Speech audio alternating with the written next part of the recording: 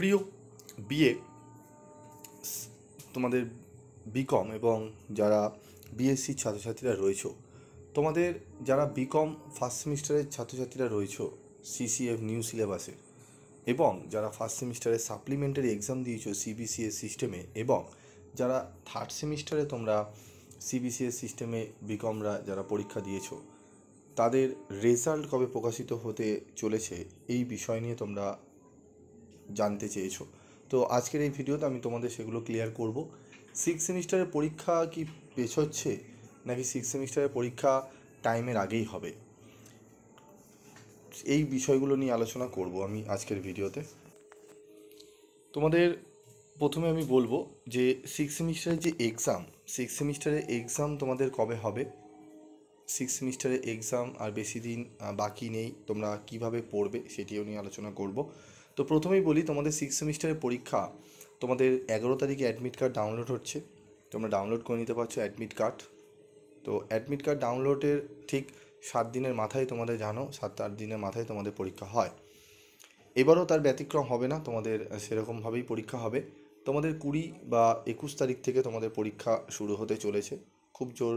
খুব বেশি যদি হয়, তোমাদের একটু যদি পেছায়, সেক্ষেত্রে তোমাদের কিন্তু জুলাই মাসে 1-2 তারিখে শুরু হতে পারে। তবে এটি কিন্তু চূড়ান্ত কোনো সিদ্ধান্ত নয় বা ডেট নয়।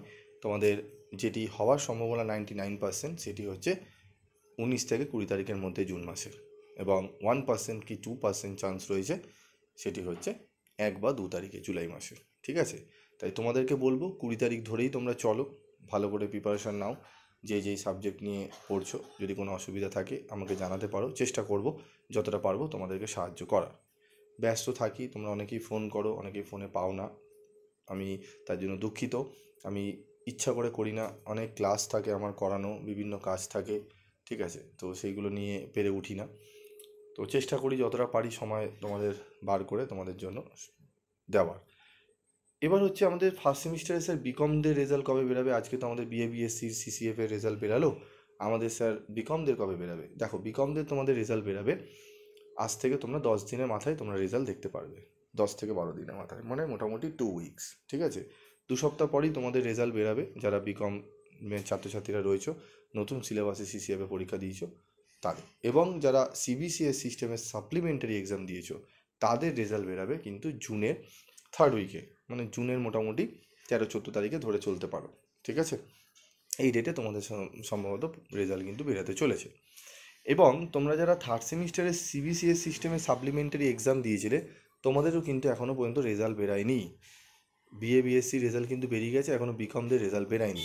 তাই তোমাদের রেজাল্ট কিন্তু বেরাবে তোমাদেরও জুন মাসের মোটামুটি 3rd উইকে, মানে জুনের মধ্যে তোমরা ফার্স্ট সেমিস্টারের বিকম, থার্ড সেমিস্টারের বিকম সাপ্লিমেন্টারি এক্সামের এবং সিসিএফের যারা ছাত্রছাত্রী রয়েছে, তোমাদের কিন্তু রেজাল্ট প্রকাশিত হয়ে যাবে।